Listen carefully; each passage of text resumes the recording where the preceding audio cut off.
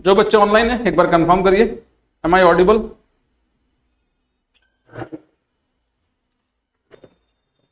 So we have gone through article कौन सा 20 start करना है। तो 20 में क्या था, हमने क्या पढ़ा था? Conviction in respect of protection in respect of conviction of an offence, है ना। चलो तो थोड़ा समझते हैं आखिर protection in respect of conviction of an offence होता क्या और कैसे इसको डिटरमाइन किया जाता है। ठीक है, ये कुछ चीज देखो।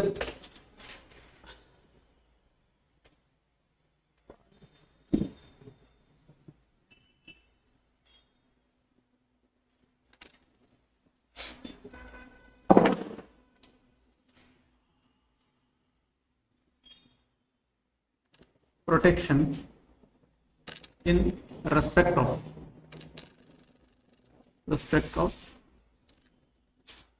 conviction of an offense, यही ना।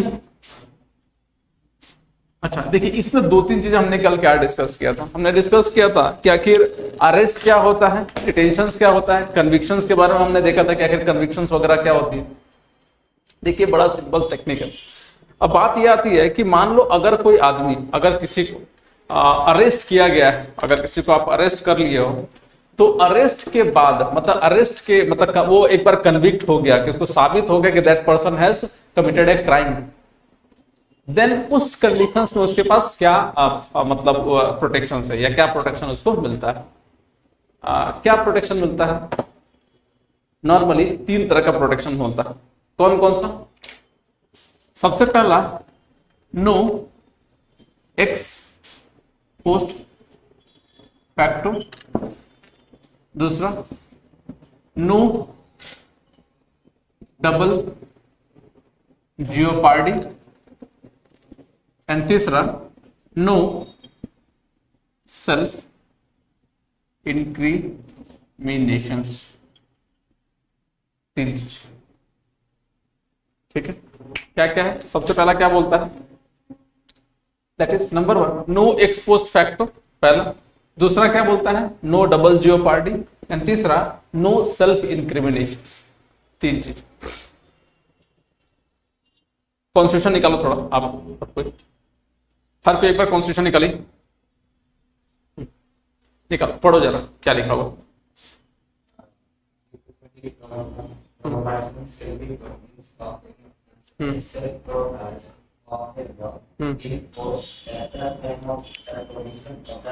हाँ फिर से क्या पढ़ो।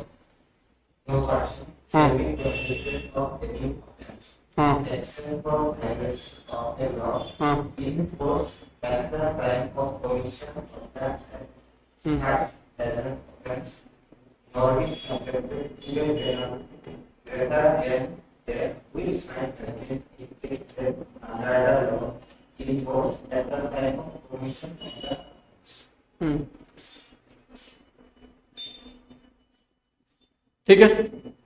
हाँ क्या क्या क्या समझे इसका मतलब?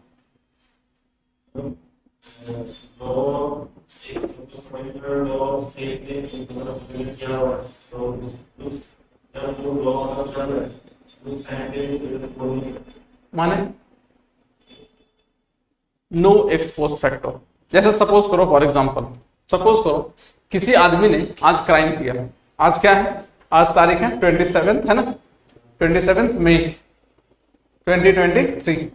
आज ये है, आज किसी पर्सन ने कोई क्राइम किया, मान लो चोरी कर लिया। चोरी करने की सजा क्या है? चोरी करने की सजा सपोज करो फॉर 3 साल, 3 इयर्स। कल को यह सजा बदल के कर दिया गया 5 साल।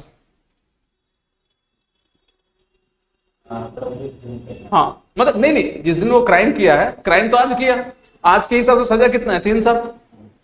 और कल 2-3 दिन बाद कोर्ट ने या पार्लियामेंट ने लॉ बदल दिया, लॉ बदल के बोला कि भाई अब चोरी करने के साथ 3 साल नहीं होगा, 5 साल सजा होगा। तो वो जो आदमी चोरी किया उसको कितने साल की सजा होगी? 3 साल या 5 साल? 3 साल। क्लियर है? तो पहला क्या बोल रहा है? No ex post facto. Clear है? दूसरा पढ़िए क्या बोल रहा है? shall be prosecuted and punished for the same offense more than once. मतलब एक ही आदमी एक ही क्राइम के लिए मतलब एक बार से ज्यादा सजा नहीं हो सकता। ठीक है, हिंदी फिल्म में बोलते हैं ना कि तुमको मारे, एक जन को मारे 10 जन को मारे, सजा तो एक ही बार होगा हमको, है ना, फांसी। तो एक ही बार कर सकते हो, फायदा भी उठाता है ना, वही है। तो दूसरा क्या बोल रहा है, नो डबल जियोपार्डी। ठीक है, नेक्स्ट थर्ड पढ़िए। No person accused of any offense shall be compelled to be a witness. माने no self incrimination. No self incrimination का मतलब होता है कि मान लो किसी पर्सन ने कोई क्राइम किया, ठीक है, क्राइम किया, तो उसको कंपेल नहीं किया जाएगा, उसको फोर्स नहीं किया जाएगा कि तुम एक्सेप्ट करो कि तुमने क्राइम किया है। ये अपने खिलाफ ही जजमेंट देने के लिए नहीं, मतलब विटनेस देने के लिए नहीं बोलेगा।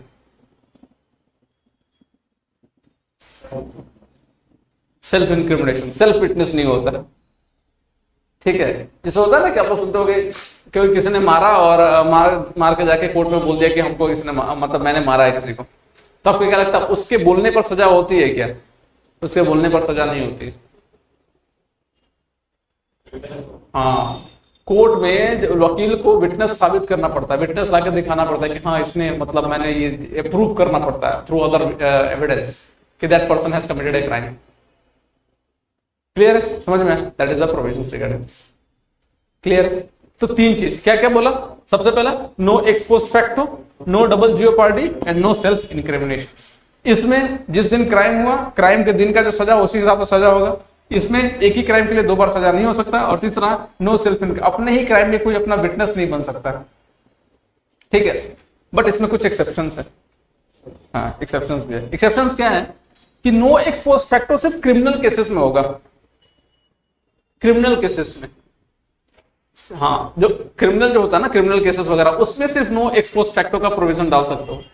ये नहीं कि जो सिविल के केसेस या जो टैक्स के केसेस होते हैं, टैक्स का चोरी कर रहा है, मान लो आज पकड़ा गया, आज चोरी, तो ये नहीं कि आज के हिसाब से सजा होगा, जितने दिन से होगा उतने पीछे रेट्रोस्पेक्टिव जजमेंट भी दिया जा सकता है। जैसे मान लो आज किसी ने टैक्स की चोरी की, आज पकड़ा गया, तो ऐसा थोड़ा ना कि आज के हिसाब से सिर्फ उसको सजा मिलेगा, नहीं, उसको पिछला पकड़ेगा, जहां से उन लोगों को लगता होगा वहां से पकड़ेगा उसको, रेट्रोस्पेक्टिव। मतलब जैसे मान लो आज जो टैक्स चोरी किया, आज पकड़ा गया, तो टैक्स चोरी जब किया तो आज के दिन का थोड़ी ना कुछ होगा, सिर्फ आज के दिन का करने से तो कुछ मतलब ही नहीं है।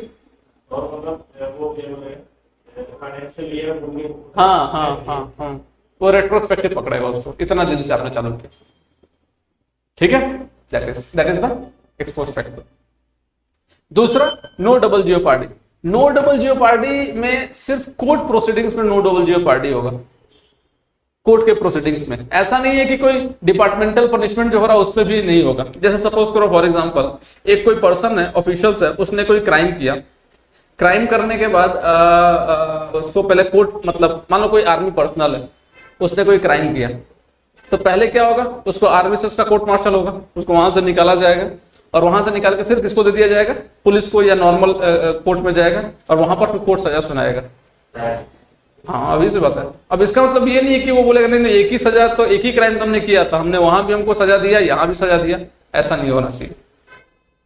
ठीक है, that is the no double jeopardy. And तीसरा no self incrimination. No self incrimination सिर्फ विटनेस उस तौर पे, ये नहीं कि पुलिस आपको बोल रहा है hand impression, thumb impression, voice sample, ये सब देने के लिए, तो बोलोगे मना करोगे नहीं हम नहीं देंगे, आपको देना पड़ेगा। जैसे सपोज करो अगर कोई पर्सन ने कोई क्राइम किया, किसी का खून कर दिया, और मारते वक्त उसका ब्लड सैंपल या कुछ बॉडी पार्ट्स, फिंगरप्रिंट गिर गया, तो वहां से पुलिस इकट्ठा करेगा और बोलेगा कि आप हमें सैंपल दीजिए, तो उसमें उस समय नहीं कह सकते कि नहीं हम नहीं देंगे, उसमें देना पड़ेगा। ये भी तो विटनेस ही है, सेल्फ इंक्रिमिनेशन ही है, बट ये आपको करना पड़ेगा for the fair justice. Clear है? लिख लीजिए, लिखो article 20 of the Indian Constitutions, Article 20 of the Indian Constitutions deals with the provisions. Article 20 of the Indian Constitutions deals with the provisions deals with the provisions of protections in respect of protection in respect of conviction of an offense, protection in respect of conviction for an offense.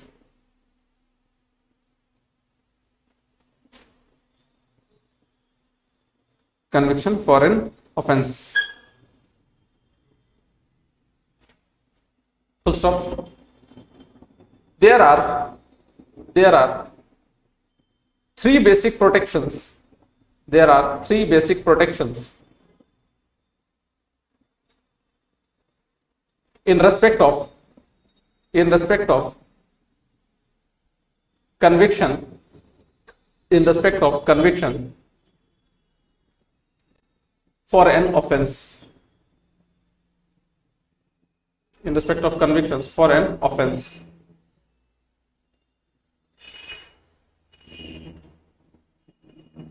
हाँ conviction के बाद क्या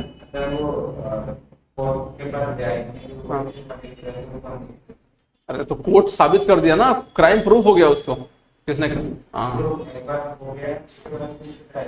नहीं उसमें फिर से क्यों trial होगा, मतलब उसके प्रूविंग के दौरान ही, कन्विक्शन के दौरान ही ये सब नहीं होना चाहिए। ठीक है चलो next, convictions for an offense, full stop. According to these provisions,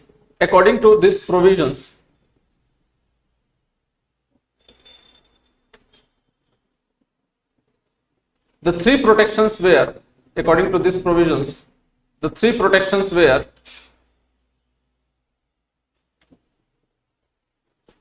number one,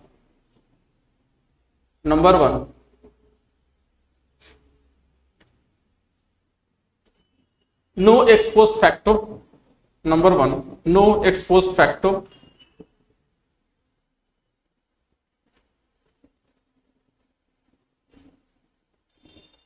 Next, no double jeopardy. No double jeopardy. And no self incriminations. And no self incriminations.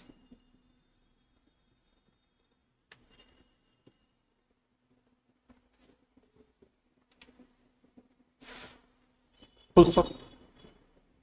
Number one, no ex post facto. No ex post facto.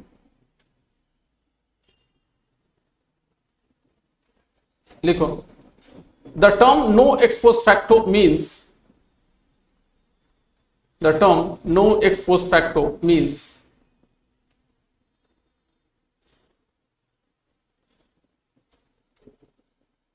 any person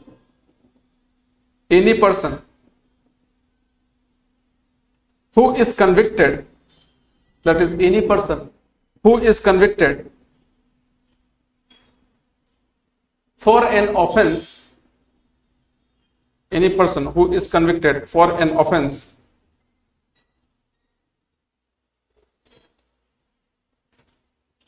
cannot be punished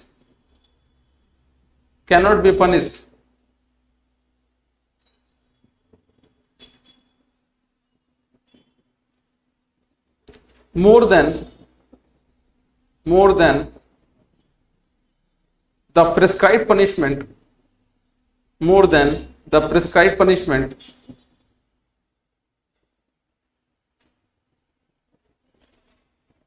at the time of commitment of the crime,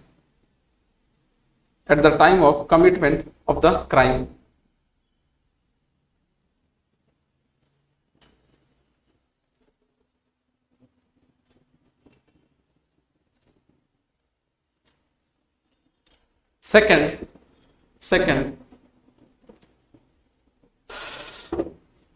no person shall be subjected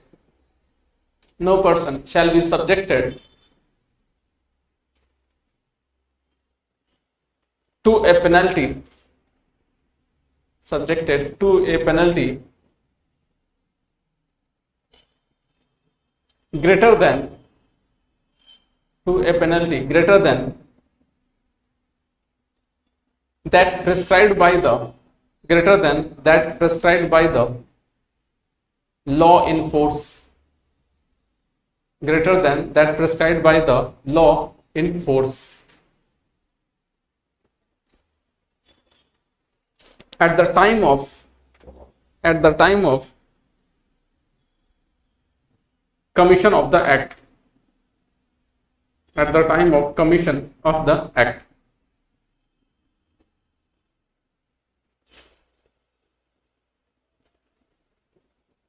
ठीक है हैं?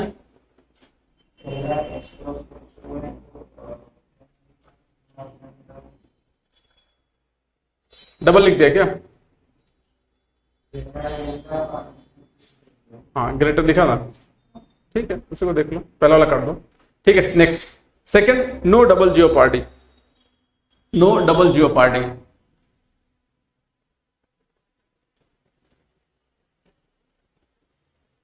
लिखिए, no person, no person,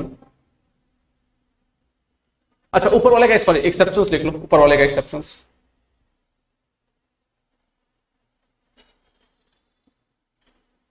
No ex post facto, no ex post facto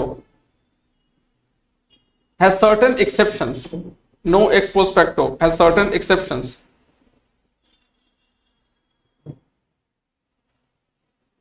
that it is only available,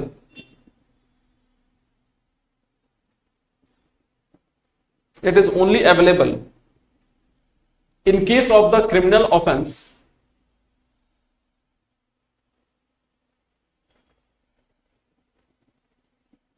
in case of the criminal offense or law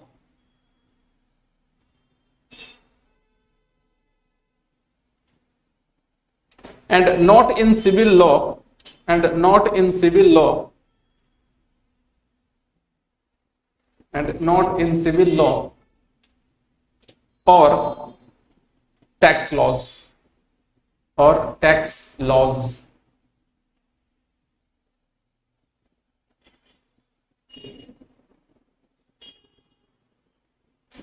ठीक है, full stop. In other words, in other words,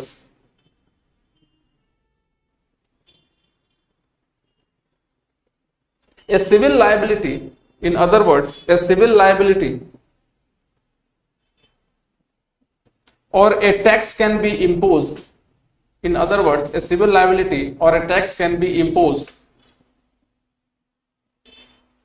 retrospectively, retrospectively।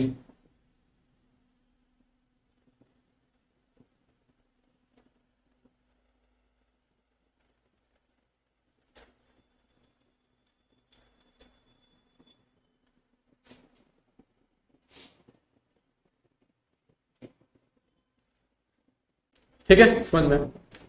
Next, next, no double jeopardy. लिखिए, no double jeopardy, no double jeopardy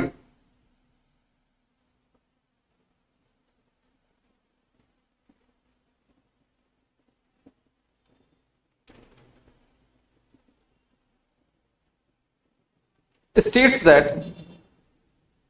that no person shall be convicted, states that no person shall be convicted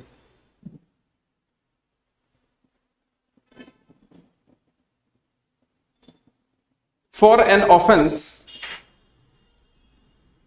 for an offense, sorry, not convicted, no person shall be prosecuted, sorry, not convicted, no person shall be prosecuted, no person shall be prosecuted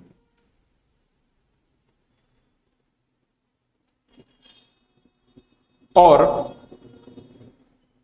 punished, or punished for the same offense, for the same offense more than once. For the same offense more than once.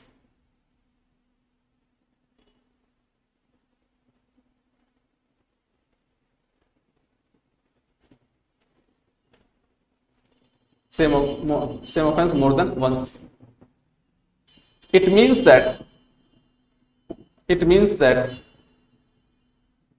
for a single crime, it means that for a single crime, a person, for a single crime, a person cannot be convicted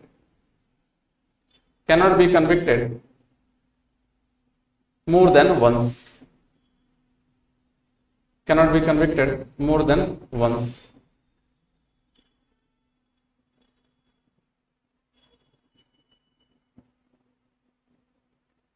ठीक है, समझ में आया? Full stop. Next. However, it has certain exceptions. However, it has certain exceptions.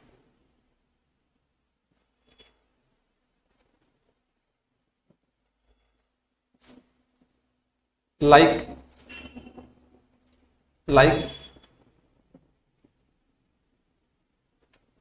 it can only be done in the case of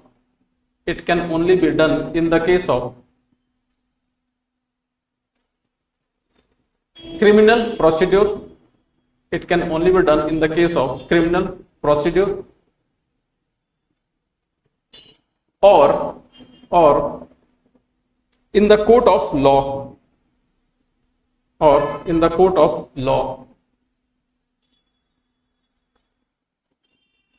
and not in the case of departmental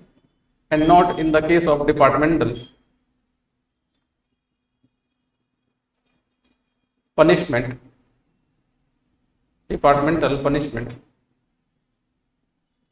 or inquiry.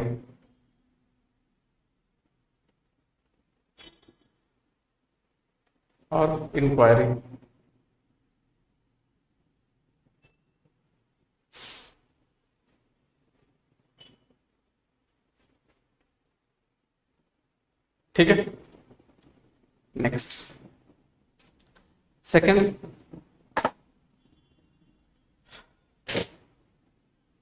self incriminations. Third, self incriminations.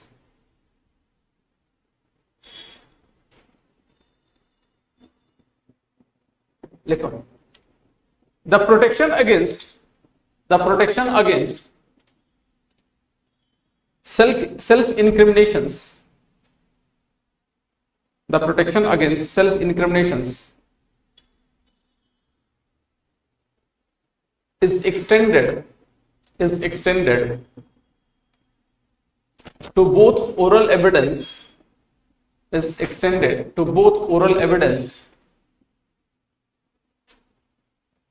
and documentary evidence.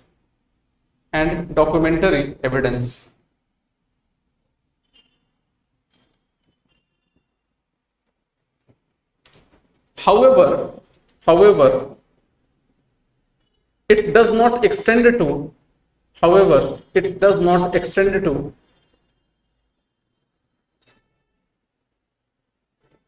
compulsory production of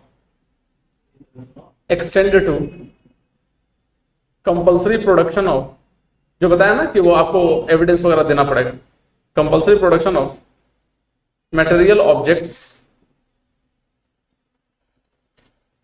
material objects, comma, compulsions to give thumb impressions,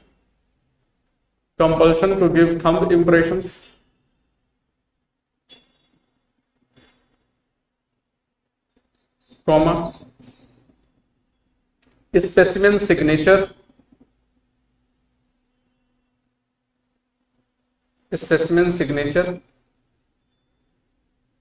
comma, blood specimen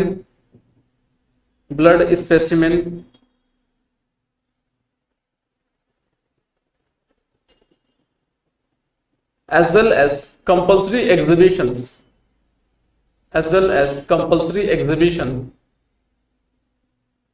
of the body. मतलब होता है ना कभी कभी police बुलाता है कि आके खड़ा रहिए, और जो सपोज करो किसी ने देखा होगा चोर को, तो सारे चोर को, उस एरिया के चोर को बुला लेगा और खड़ा करा देगा, बोलेगा ये है ऐसे करके. तो compulsory exhibition of the body. Sample specimen sample जो होता है, ब्लड सैंपल, आपसे ब्लड ले सकता है. दोनों अलग अलग होता है ना. स्पेसिमेन सिग्नेचर में साइन, हाँ है कि नहीं. ठीक है, चलो further, last further it extends only to the criminal proceedings. Further, it extends only to the criminal proceedings and not to the civil proceedings. And not to the civil proceedings.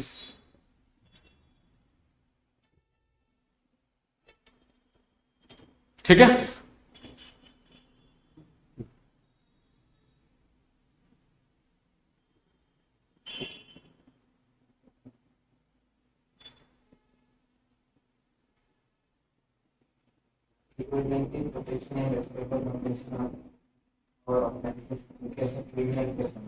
हाँ, criminal cases, सिर्फ criminal cases. समझ में आया सबको? एक बार देख लो article 20, कोई doubt तो नहीं है.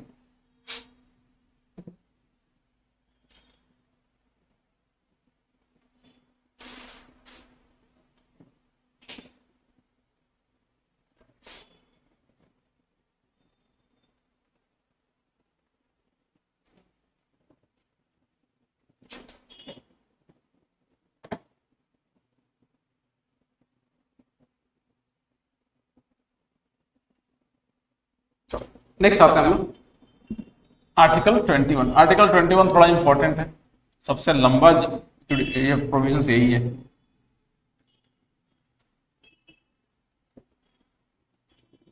सबसे ड्राई राइट है, बट सबसे ज्यादा प्रोविजन इसके अंदर में, सबसे लंबा है ये. सुप्रीम कोर्ट ने आज इसके अंदर बहुत सारे प्रोविजंस को ऐड कर दिए. आज मतलब कि थ्रू आउट द प्रोसेस अभी तक. तो आर्टिकल 21 क्या बोलता है? And personal liberty, that is protection of life and personal liberty. Simple सा प्रोविजंस क्या बोलता है? नो पर्सन क्या शैल बी ना,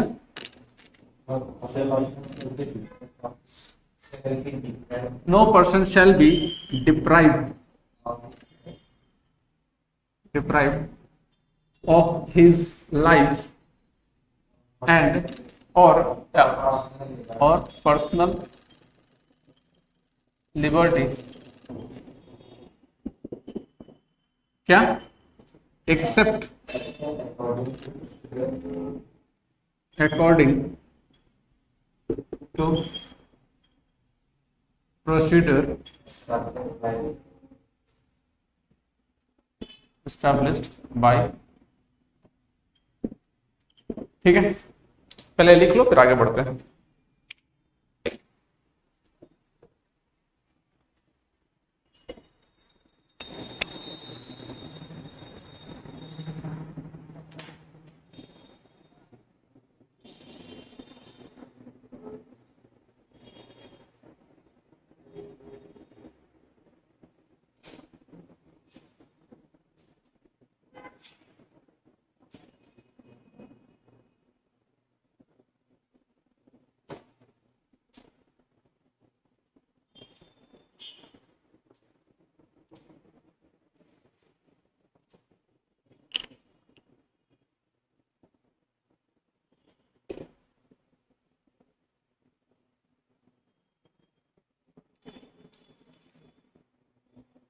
ठीक है, देखो थोड़ा सा आर्टिकल 21 बड़ा ही ड्राई राइट जो एक्चुअली जो लिखा हुआ है इसके बारे में कि लिखा है कि no person shall be deprived of his life and personal liberty, ठीक है, except according to procedure established by law. मतलब लॉ के दौरान लॉ के दौरान लॉ के थ्रू लॉ के थ्रू तो वो प्रोटेक्शन ऑफ लाइफ नहीं कर सकते कि वो उन्हें, लेकिन बिना लॉ के थ्रू जो राइट को आम को सेफगार्ड करते हैं। बड़ा सिंपल है, सिंपल इन द सेंस ये बोलता है कि no person shall be deprived of his life and personal liberty except according to procedure established by law. कोई भी आदमी के लाइफ और पर्सनल लिबर्टी लिया नहीं जा सकता, आजादी लिबर्टी लिया नहीं जा सकता, बट लिया जा सकता है according to procedure established by law. पर लिया जा सकता है according to procedure established by law, ठीक है। अब समझो इसमें दो चीजें क्या बोल रहा है ये। इस right to life and personal liberty में हम दो तीन प्रोविजंस को देखेंगे। सबसे पहला कि आखिर सबसे पहला व्हाट इज लाइफ, लाइफ क्या है। देन दूसरा what is right to life. Third what is procedure established by law, procedure established by law, and fourth what is due process of law।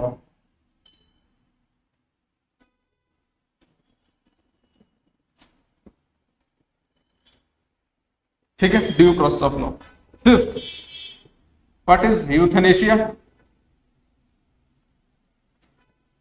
Six capital punishment,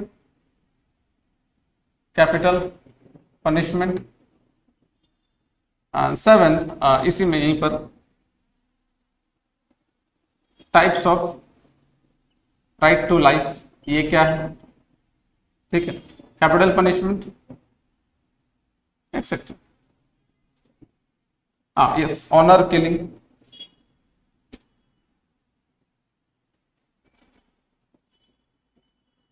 honour killing. फिर संथारा,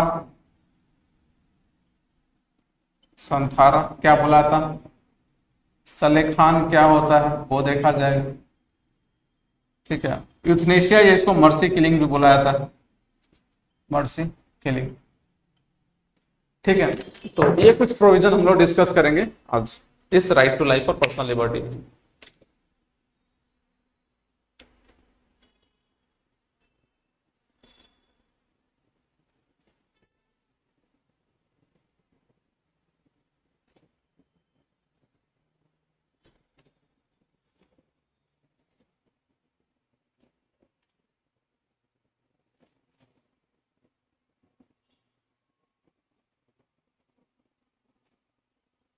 ठीक है, संथारा सलेखान, SALEKHAN, सलेखान, SALEKHAN।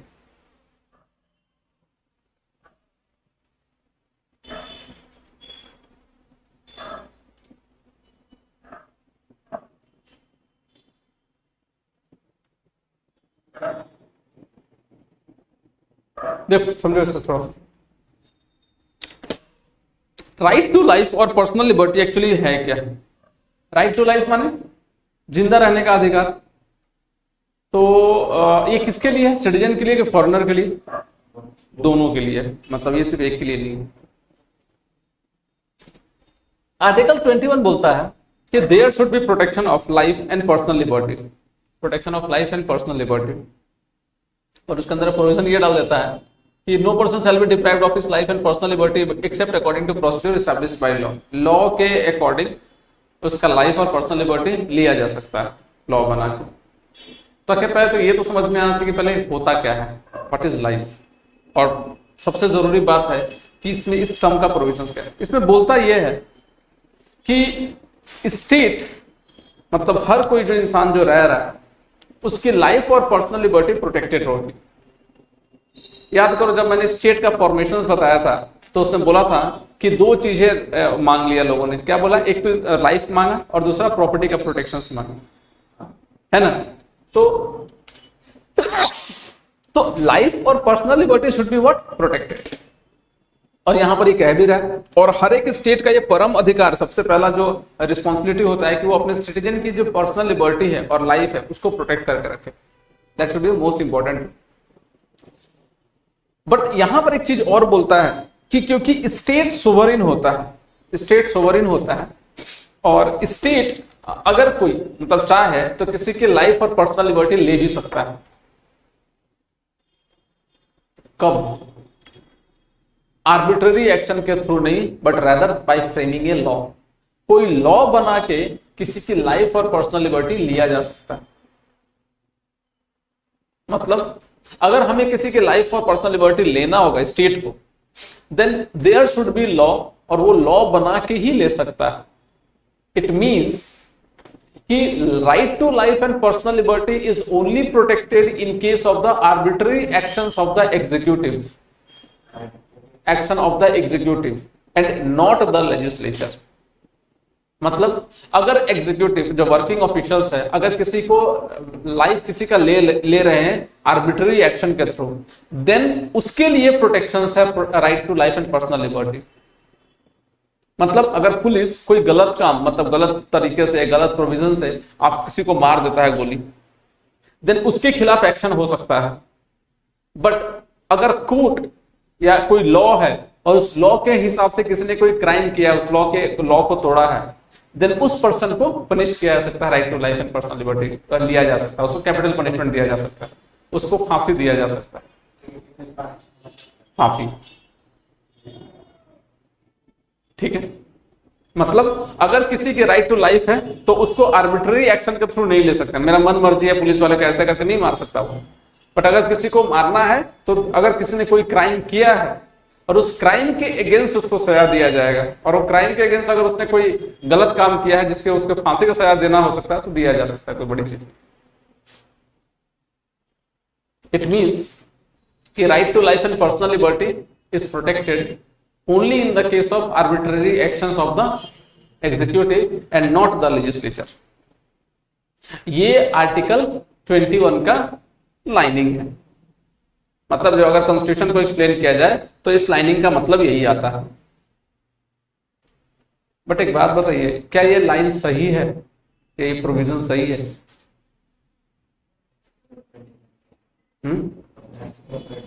किसके ऊपर में? Offence जो भी है, अरे भाई मान लो कोई भी ऑफेंस हो, उस ऑफेंस के खिलाफ मतलब मैंने लॉ बना दिया कि अगर मान लो कोई रास्ता में साइकिल चलाएगा तो उसको फांसी का सजा दे दिया जाएगा। हम स्टेट है, हम दे सकता है रीजनेबल। हाँ, तो ये कौन, ये तो लिखा है क्या आर्टिकल 21 में रीजनेबलनेस? देन तो प्रोसीड्यूर एस्टैब्लिश्ड बाय लॉ साफ है, बड़ा सिंपल सा है। क्या बोलता है? तीन चीज देखता है प्रोसीड्यूर एस्टैब्लिश्ड बाय लॉ में। मतलब अगर कोई provisions procedure established by law होगा, procedure established by law, then इसमें तीन चीज देखा जाएगा। एक, is there a law or not, is there a law or not for a particular crime. दूसरा, is that law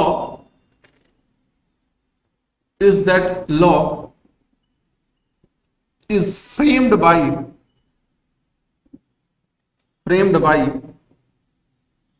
competent authority or not. And third, total procedure has been followed or not। तीन चीज। पहला क्या बोल रहा है? Is there a law or not, क्या उस क्राइम के लिए कोई लॉ है कि नहीं, पहला। दूसरा, अगर लॉ है तो उस लॉ को क्या कोई कॉम्पिटेंट अथॉरिटी ने बनाया है कि नहीं, दूसरा। और तीसरा बोलता है कि क्या उस लॉ बनाते वक्त टोटल प्रोसेस का फॉलो किया गया है कि नहीं, टोटल प्रोसीड्यूर फॉलो किया गया है कि नहीं। क्या कि जैसे कि मान लो इंडिया में हमारे यहाँ ले लो तो लॉ कैसे बनता है, पहले लोकसभा या राज्यसभा, फिर लोकसभा मतलब फर्स्ट हाउस, फिर सेकंड हाउस, फिर it will go to the president के पास। ऐसा हुआ है कि नहीं? अगर इस तरह के प्रोसेस हैं देन तो माना जा सकता है कि yes there is a law, ये लॉ सही से बना है। अगर ऐसा नहीं किया गया तो तो अगर तीनों प्रोसेस फॉलो किया गया है और तीनों प्रोसेस फॉलो करके कोई लॉ बना दिया गया है तो उस लॉ के हिसाब से किसी को सजा दिया जा सकता है, कोई बड़ी चीज नहीं है। ये आर्टिकल 21 और प्रोसीड्यूर एस्टेब्लिश्ड बाय लॉ का प्रोविजन है, मतलब तरीका विधि द्वारा या लॉ द्वारा बनाया गया है। उस लॉ को बना के हम किसी को सजा दे सकते हैं।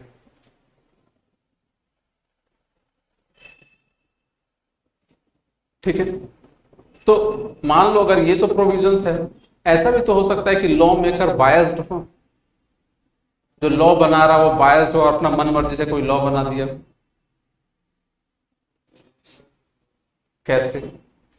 ये तो आर्टिकल 1 में कोई बोल ही रहा है, जुडिशियल रिव्यू, वो तो बाद की बात आती है। बट क्या इस तरह के लॉ अलाउ किया जाएगा? मतलब आर्बिट्ररी कोई भी लॉ बना दिया। इट मीन्स कि प्रोसीड्यूर एस्टेब्लिश्ड बाय लॉ यही बोलता है, और ये जो प्रोविजंस लागू होता है यूके की पार्लियामेंट में। यूके का जो प्रोविजंस है ये procedure established by law has been taken from UK, इसीलिए वहां की जो पार्लियामेंट है सबसे सुप्रीम है। पार्लियामेंट ने जो लॉ बना दिया, उसके ऊपर और कुछ नहीं होता है। ठीक है, इंडिया में जो पहला केस आया था राइट टू लाइफ और पर्सनल लिबर्टी को लेकर, वो आया था ए.के. गोपालन केस 1950 का। उसमें जुडिशरी ने बहुत नैरो जजमेंट लिया था। केस वही था कि क्या किसी की लाइफ और पर्सनल लिबर्टी लिया जा सकता है लॉ बना के। तो जुडिशरी ने बोला yes, right to life and personal liberty can be taken by procedure established by law. Law बना के किसी की लाइफ और पर्सनल लिबर्टी ली जा सकती है। हालांकि जो प्रोविजंस जो था वो गलत था, जुडिशरी को भी मालूम चला कि हमने गलत किया। क्यों? क्योंकि भाई जरूरी नहीं है ना कि जो लॉ मेकर है वो सही हो, जस्ट हो। देयर कैन बी प्रोविजंस, और अगर ऐसा हुआ तो देन तो आर्बिट्ररी एक्शन हो जाएगा, देन रूल ऑफ लॉ तो रहेगा ही नहीं। तो जुडिशरी ने, सुप्रीम कोर्ट ने जब अपना जजमेंट दिया था ए.के. गोपालन केस का, that was the bad wrong judgement which they have given.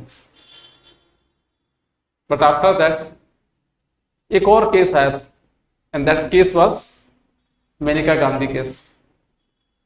Maneka Gandhi case आपको मालूम होगा कि that Maneka Gandhi was basically Sanjay Gandhi की वाइफ थी, और संजय गांधी की डेथ हो गई थी। एंड संजय गांधी राजीव गांधी के भाई। ठीक है, उस केस में इंदिरा गांधी के खिलाफ, इंदिरा गांधी ने लगभग हाँ जापान से भी है, हाँ इंदिरा गांधी के खिलाफ, इंदिरा गांधी और वही मेनका गांधी के पीछे केस था। और मेनका गांधी को केस था जिसमें मेनका गांधी को जेल में डाल दिया गया था, और जेल में बहुत टॉर्चर किया जा रहा था उनको।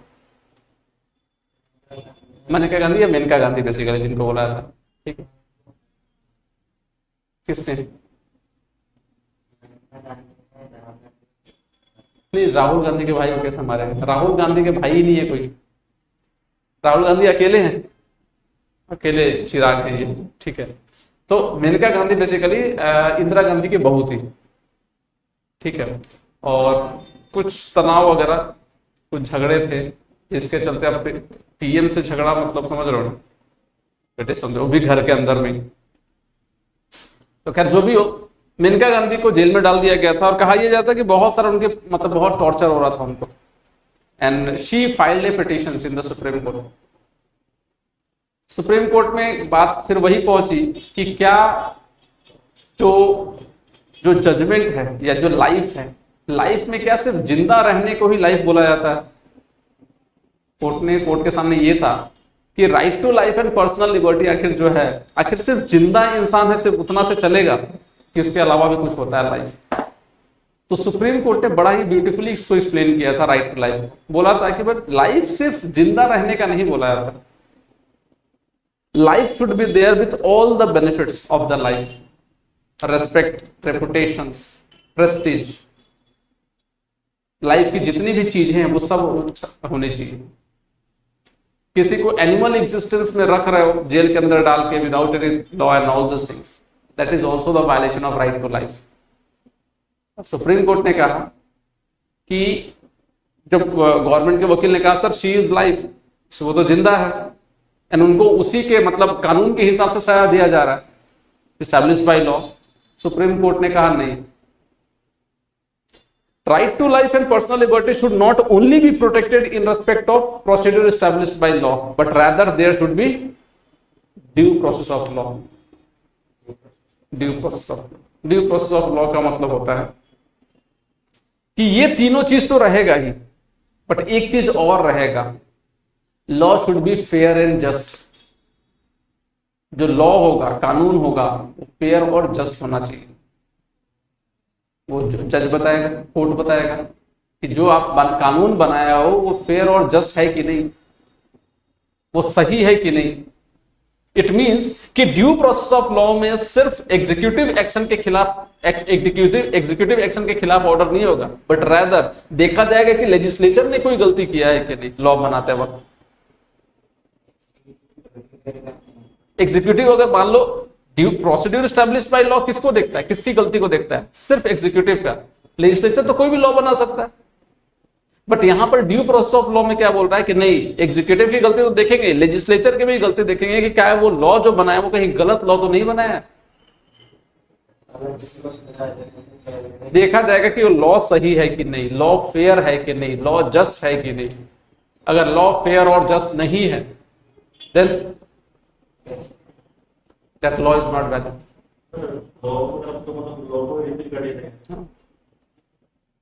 तो here in due process of law में ये तीन चीज तो होगा ही, बट फोर्थ एक और होगा. क्या होगा?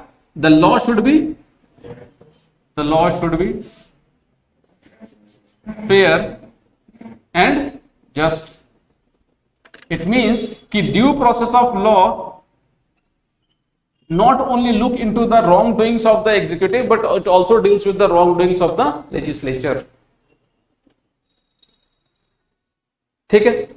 और मेनका गांधी केस में सुप्रीम कोर्ट ने बोला था कि लाइफ सिर्फ इतना नहीं होता है जानवरों की तरह रहने का, life should be there with all the beauty of the life. Even it also include right to go to abroad, बाहर जाने का भी राइट था. यस, मेनका गांधी ने बकायदा बोला था कि हमें बाहर जाने नहीं दिया जा रहा, तो उसके अंदर में ये भी आता है. ठीक है, समझ में आया पॉइंट? ये सबको क्लियर है जो बच्चे ऑनलाइन है? चलो लिख लो थोड़ा सा.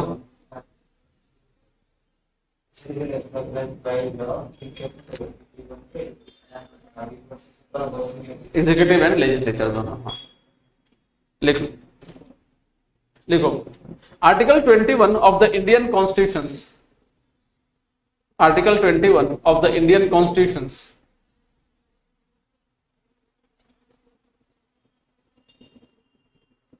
deals with the protection of life and personal liberty. Deals with the protection of life and personal liberty.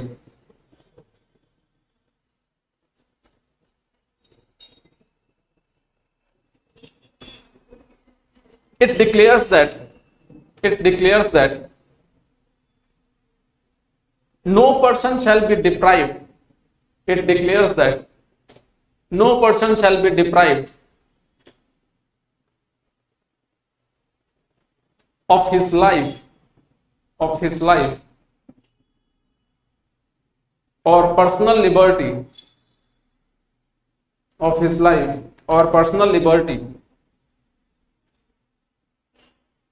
except according to procedure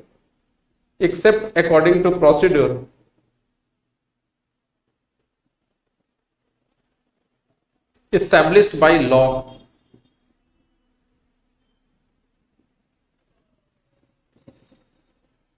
Full stop. This right is available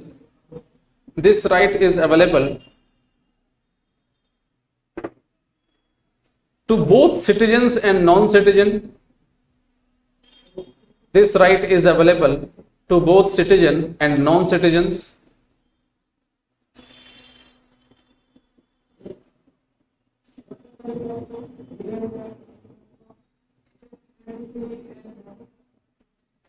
However, the constitutional provisions,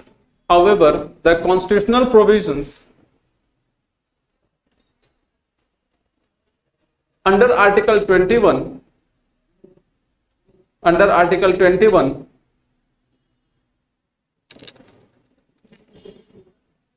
states that state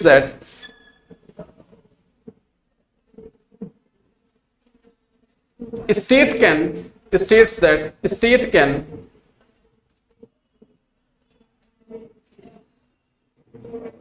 if required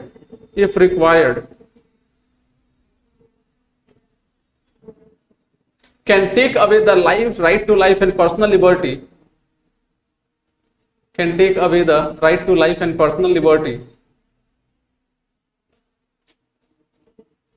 by framing a law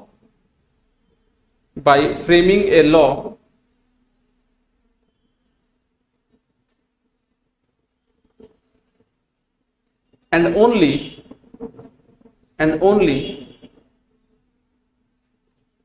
the right to life and personal liberty,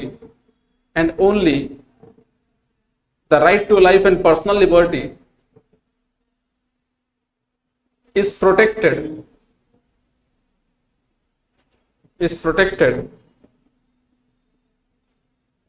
against arbitrary executive actions,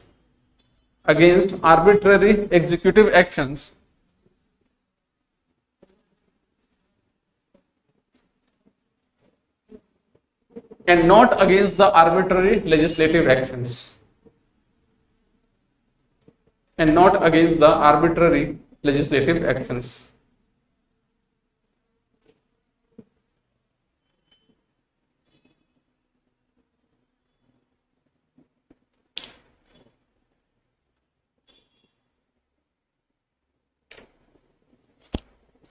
ठीक है, full stop. However, in AK Gopalan case,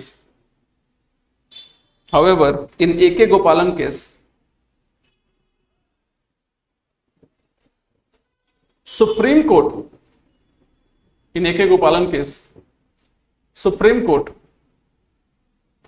has taken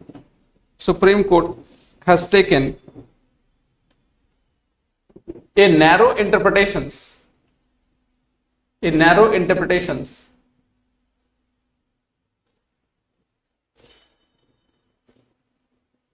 of Article 21,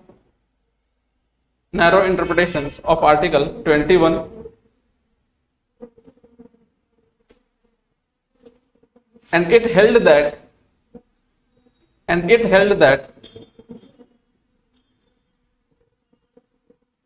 the protection under Article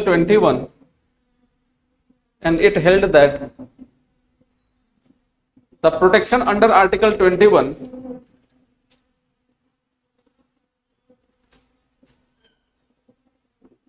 is available only against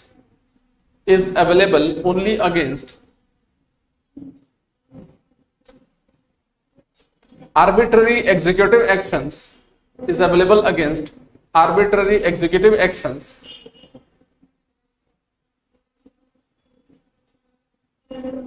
and not from arbitrary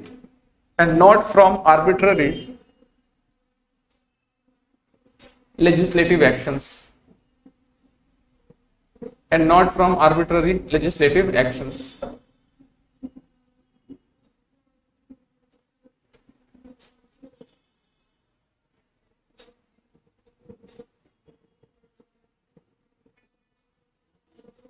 It means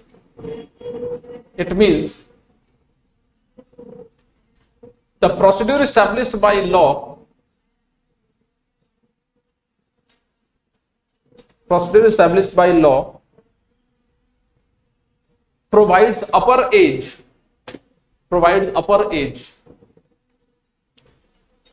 to the legislature, provides upper age to the legislature.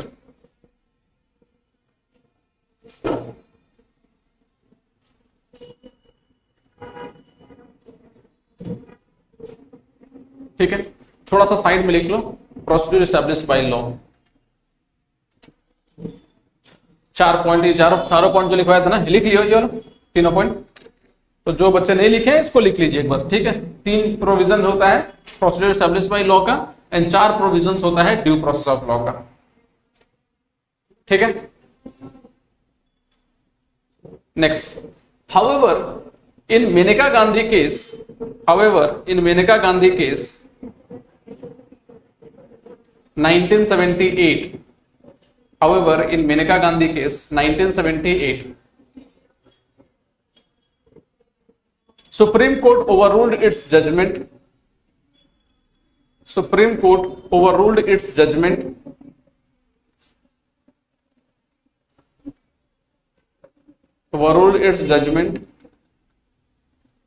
in the Gopalan case, in the Gopalan case, गोपालन, एक के गोपालन 1950 in the Gopalan case by taking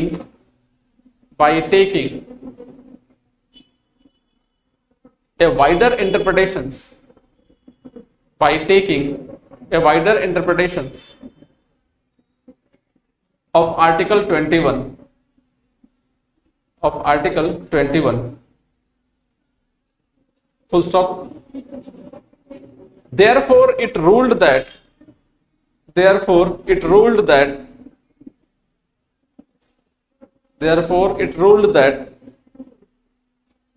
right to life and personal liberty, therefore it ruled that the right to life and personal liberty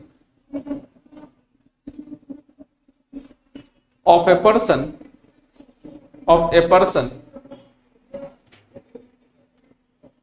can be deprived by a law,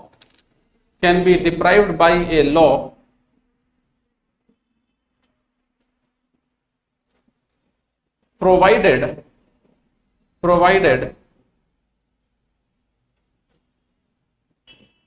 the procedure prescribed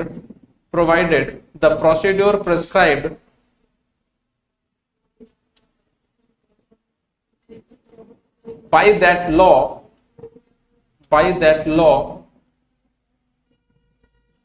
is reasonable, comma fair and just,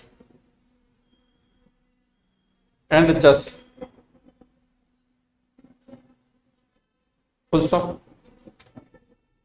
In other words, it has introduced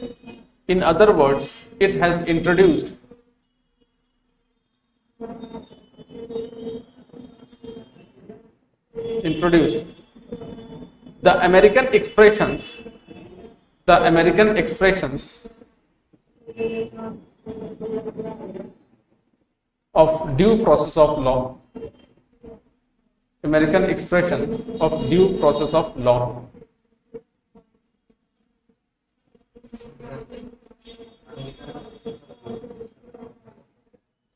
यही America, ये America से लिया गया है ना due process of law, और procedure established by law UK का है और जापान का है, ठीक है, समझ में आया? चलो, hence the protection under Article 21, hence the protection under Article 21 is not only against, hence the protection under Article 21 is not only against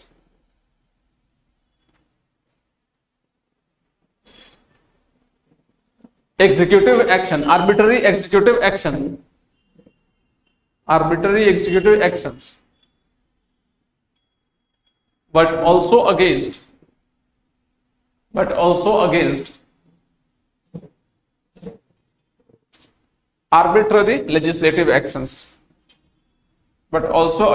arbitrary legislative actions,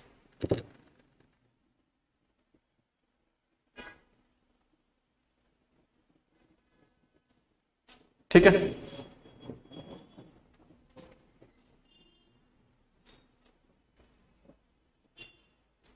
next, the supreme court, अच्छा देखो, राइट टू लाइफ के अंदर में supreme court ने बहुत सारे rights को और डाल दिया इसके अंदर में, और भी बहुत सारे राइट्स डाले हैं कि वो भी राइट टू लाइफ के अंदर में ही आएगा। कौन कौन सा राइट्स है जो राइट टू लाइफ के अंदर में ऐड किया गया, बाद में अभी भी ऐड किया जा रहा है, लिख लो। देयर आर वेरियस या सेवरल राइट्स, लिख दो। हाँ, क्या लिखे? The supreme court has added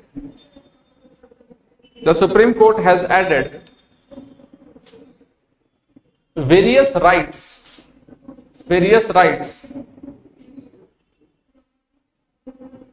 under right to life and personal liberty,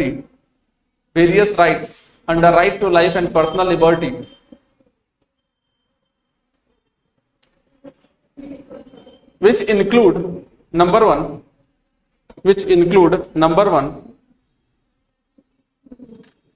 right to privacy,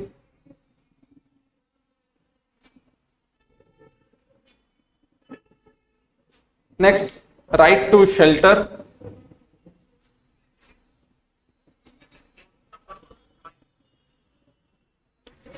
right to privacy, comma, right to shelter, right to health, right against solitary confinement, right against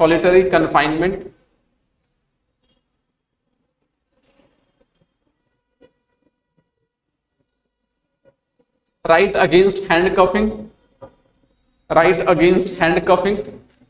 हैंडकफिंग का मतलब आप उसको, मतलब लोगों को हथकड़ी नहीं लगा सकते, नहीं, सारे केसेस में हथकड़ी नहीं लगता है, तो क्रिमिनल वैसा केस करना पड़ेगा ना, ऐसा क्राइम करना पड़ेगा, हर क्राइम में जाके नहीं हथकड़ी लगा, अमेरिका टाइप का, इंडिया में नहीं कर सकता, ठीक है। Right against handcuffing. Next, right to live with human dignity,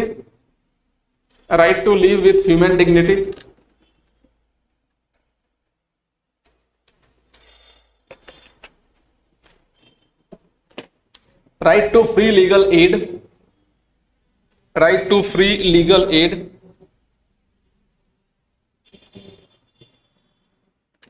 next right against solitary confinement, अच्छा हो गया। next right to livelihood, next right against delayed execution,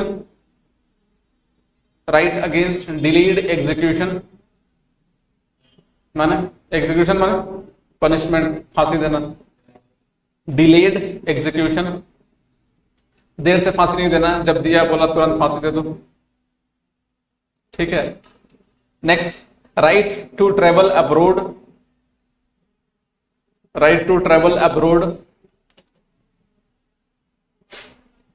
next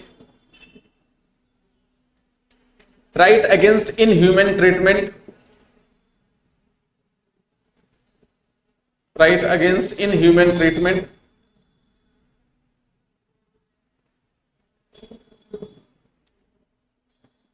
next right against bonded labor,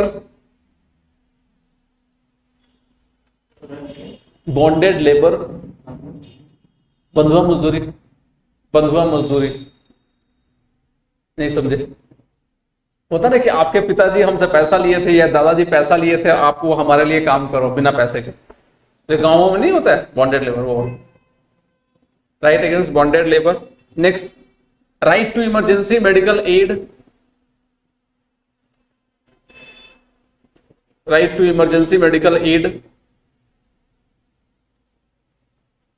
next, right to timely medical treatment, right to timely medical treatment.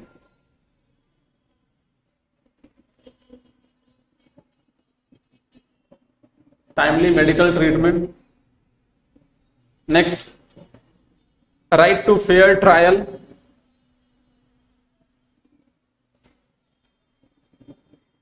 Right to fair trial.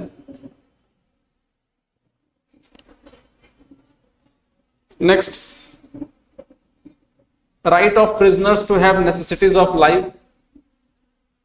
right of prisoners to have necessities of life।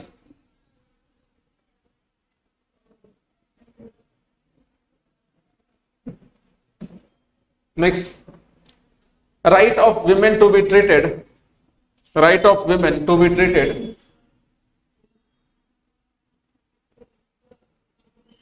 with decency and dignity, right of women to be treated with decency and dignity।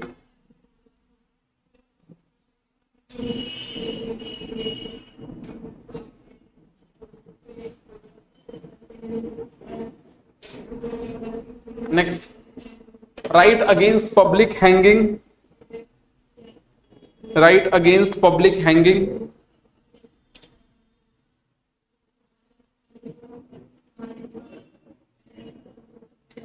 Right against public hanging. Against, हाँ क्या होता है?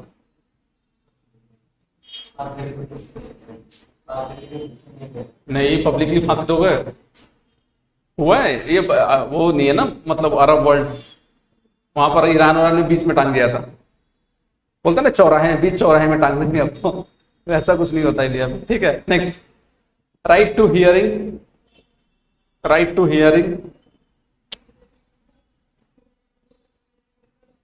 Right to information, right to information.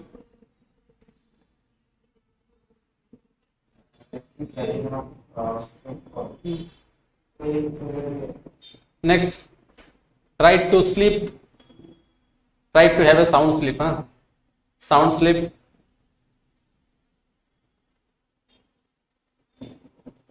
Right to freedom from noise pollutions, right to freedom from noise pollutions। right to have a baby boy,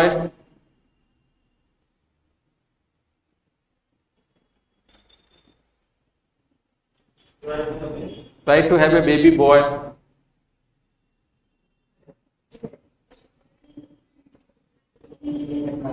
भी right, ठीक है।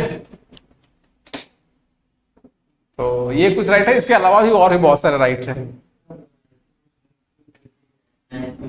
Right to 19 में कहा है हियरिंग है,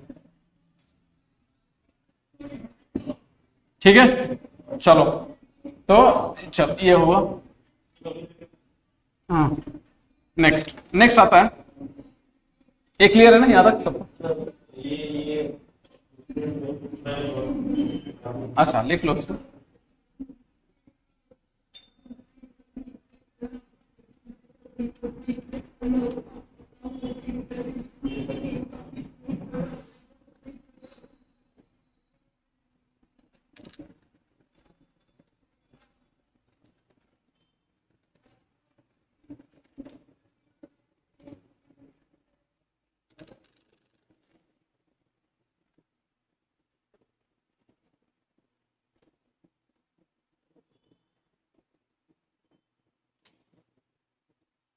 देखो नेक्स्ट आता है दो तीन चीजें। What is mercy killing?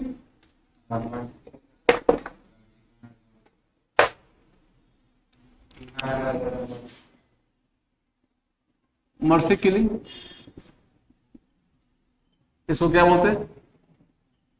Euthanasia, ठीक है। एक होता है ऑनर किलिंग। क्या होता है ऑनर किलिंग?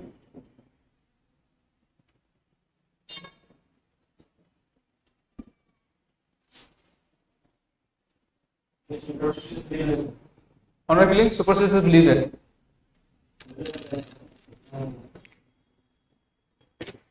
क्या होता है ऑनर किलिंग? जो बच्चे ऑनलाइन है, ऐश्वर्या, बाकी जो जनता है,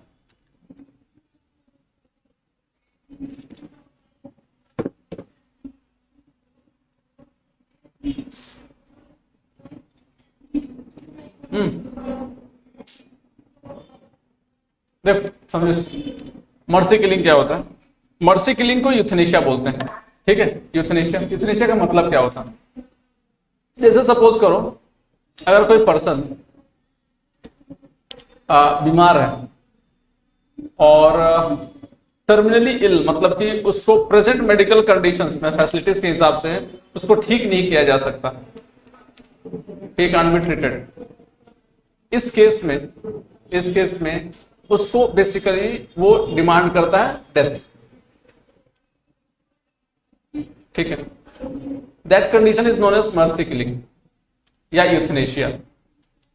नॉर्मली ये फॉरेन कंट्रीज में अलाउड है। इंडिया में जो मर्सी किलिंग है वो इंडिया में मर्सी किलिंग अलाउड तो नहीं है, बट आप कह सकते हो कि मर्सी किलिंग होती है। एक होता है एक्टिव और दूसरा पैसिव। एक एक्टिव यूथनेशिया और दूसरा passive euthanasia. What is active euthanasia? Active euthanasia का मतलब होता है कि अगर कोई पर्सन बीमार है, टर्मिनली इल है, तो उसको आप पॉइजन दे रहे हो, पॉइजन देके उसको मार दे रहे हो। That is the active euthanasia. Whereas passive euthanasia is something different. Passive euthanasia क्या बोलता है? पैसिव यूथनेशिया बोलता है कि भाई आप उसको पॉइजन नहीं दे रहे हो, रैदर क्या कर रहे हो, उसका सिर्फ लाइफ सपोर्ट सिस्टम को हटा दे रहे हो और उसको नेचुरली अपना मौत मरने दे रहे हो।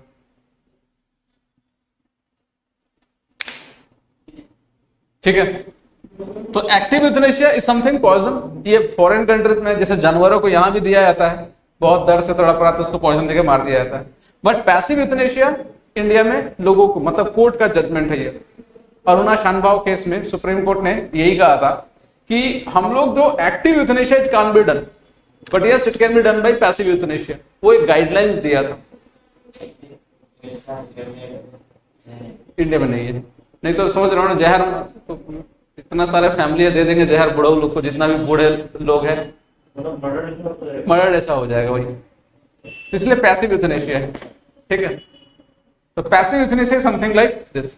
अब इसके लिए भी सुप्रीम कोर्ट ने गाइडलाइंस जारी किया था, ये बनाया था। क्या बनाया था कि अगर मान लो किसी को पैसिव यूथनेशिया चाहिए, honour killing murder by family, हाँ सही। तो पैसिव यूथनेशिया में क्या बोला कि अगर कोई पर्सन टर्मिनली इल है तो उसको पहले उसका जो नियर फ्रेंड होगा या रिलेटिव्स होंगे या डॉक्टर भी हो सकता है, कोर्ट में अपील करेगा मर्सी किलिंग के लिए, क्योंकि वो पेशेंट खुद तो जा नहीं सकता, तो अपील करेगा। कोर्ट डिसाइड करेगा कि एक मतलब कि एक टीम बनाएगा डॉक्टर्स की जो उसको देखेगा, और डॉक्टर देख के बताएंगे कि क्या उनको ठीक किया जा सकता है कि नहीं प्रेजेंट मेडिकल कंडीशंस के हिसाब से, मेडिकल टेक्नोलॉजी। अगर डॉक्टर बोलता है कि नहीं अभी प्रेजेंट मेडिकल टेक्नोलॉजी के हिसाब से इनको ठीक नहीं किया जा सकता है, देन इन दैट सिचुएशंस फिर कोर्ट डिसाइड करेगा कि इनको मर्सी किलिंग दिया जाए कि नहीं दिया जाए, and that to removal of the life support system. समझ में आया पॉइंट? ये that is the provisions regarding the passive euthanasia, ठीक है। ये अरुणा शानभाव केस में था अभी रिसेंटली, नर्स थी अरुणा शानभाव, ठीक है। दूसरा आता है honour killing. Honour killing is a crime, समझ रहे हो ना, जिसमें फैमिली मेंबर्स या रिलेटिव्स अपने ही लोगों को मार देते हैं। क्या? क्यों? क्योंकि उसने इज्जत खराब किया है ऐसा कुछ करके, दूसरे कम्युनिटी में शादी कर लिया। ऐसे नाम आमतौर पे यही होता है, दूसरे कम्युनिटी में शादी कर लिया। हरियाणा वगैरह में बहुत ज्यादा होता है ये चीज। सुपरस्टिशियस बिलीव जो भी है, सुपरस्टिशियस क्या बोलोगे तो खैर वही लोग जानते हैं। तो that is the provision they to do. नहीं लीगल, अरे क्राइम है ये। लीगल क्या हो, तो क्राइम है तो लीगल ही होगा ना, ठीक है। तो that is the provisions of active and passive euthanasia. ये ऑनर किलिंग। संथारा क्या होता है? संथारा और सलाकर ये रिलीजियस प्रैक्टिसेस होता है जैन धर्म में। जैन धर्म में उसमें करते क्या लोग कि वो लोग खाना पीना छोड़ देते हैं, धीरे धीरे धीरे धीरे they used to take the death. Legal क्या बोलेंगे, कोर्ट ने मना कर दिया था इसको, ठीक है, राजस्थान हाई कोर्ट ने इसको मना किया था, फिर इसके ऊपर बैन हटा दिया गया, बोला कि ये हमारे right to freedom of religion आप इंटरफेयर कर रहे हो। और यहाँ पर ऐसा नहीं कि अपने सुसाइड नहीं है, ये बोलते हैं कि हम लोग it is attainment of goal, धीरे धीरे चक्र है, एब्सटेनेंस फ्रॉम फूड एंड वाटर, धीरे धीरे धीरे धीरे कम खाना शुरू करते फिर एकदम बंद कर देते हैं।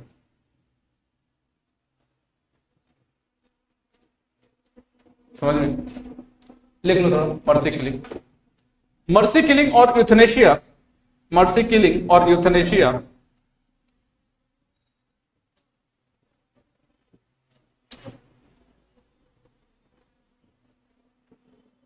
is a practice, is a practice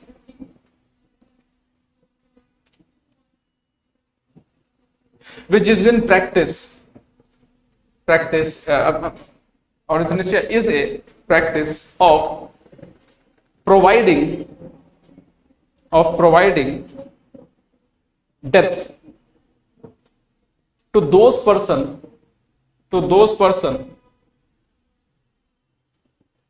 who are terminally ill and with the present medical conditions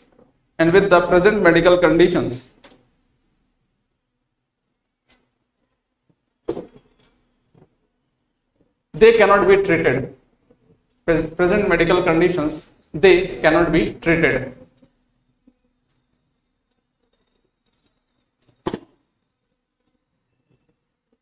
In that situations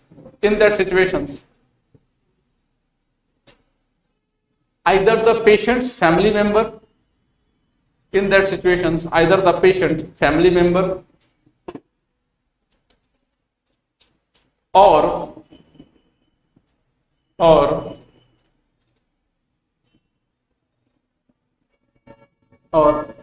the doctor friend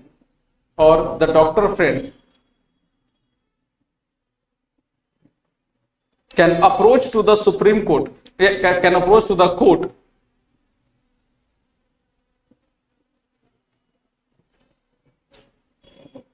to ask for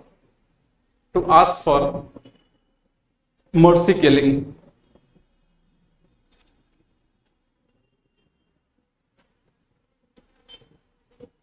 In this case, the court will form a committee.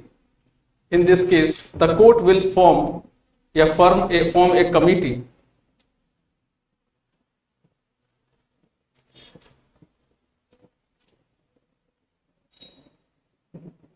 and that committee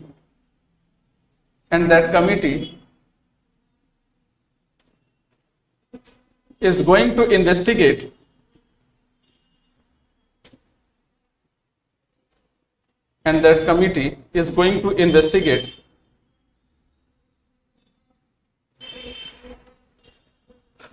regarding the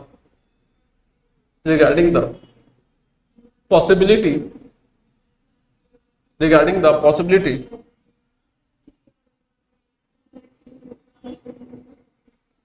of saving the patient,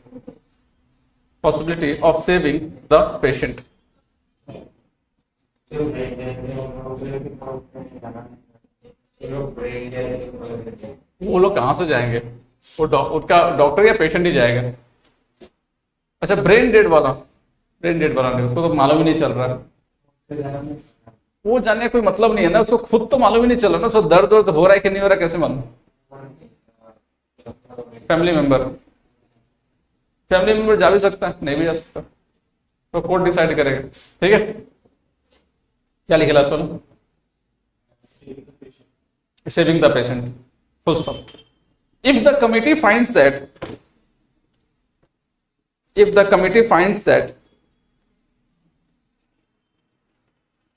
that person cannot be treated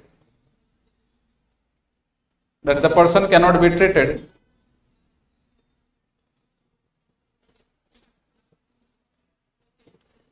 then the court can allow passive euthanasia. Then the court can allow passive euthanasia.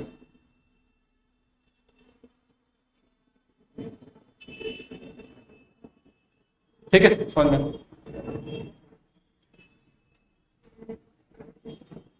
So that is the regarding passive euthanasia. Next, honor killing. Honor killing. लिखो, honor killing is a crime. Honor killing is a crime done by family members or relatives. Done by family members or relatives.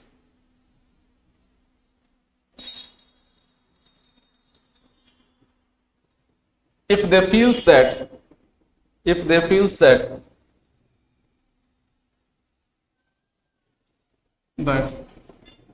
the particular member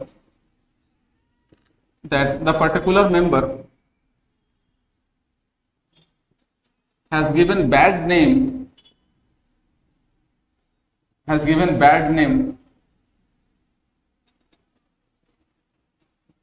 by performing an act,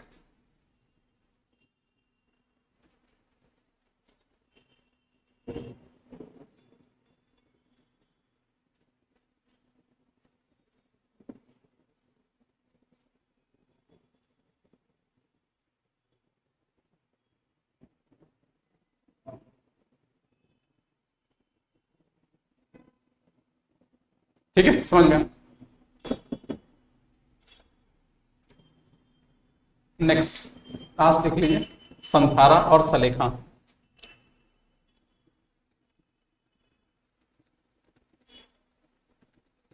लिखो, संथारा और सलेखा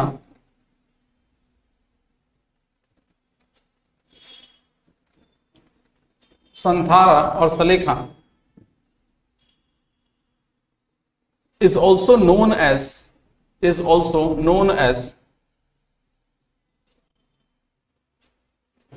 samlehna, SAMLEHNA, samlehna, और समाधि मरना, SAMADHI, समाधि मरना, MARNA, मरना।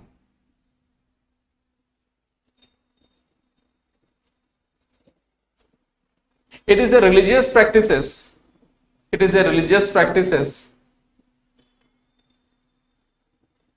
of voluntary fasting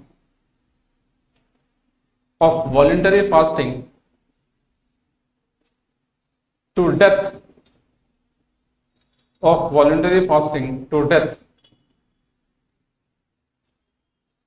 by gradually reducing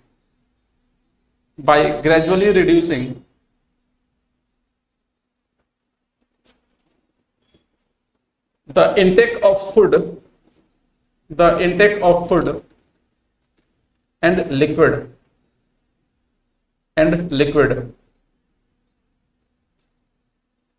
ठीक है, full stop. It is viewed in Jainism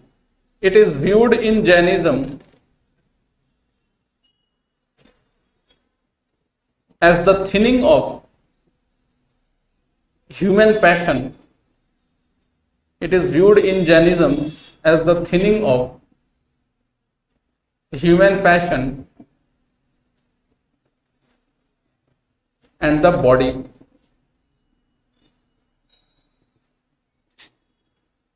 Human passion and the body. Passion and the body.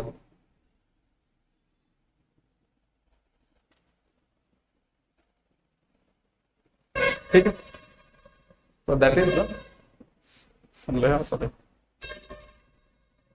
However, it was declared illegal.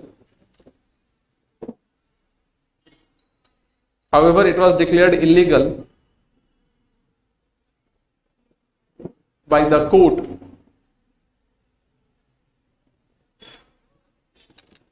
but later it was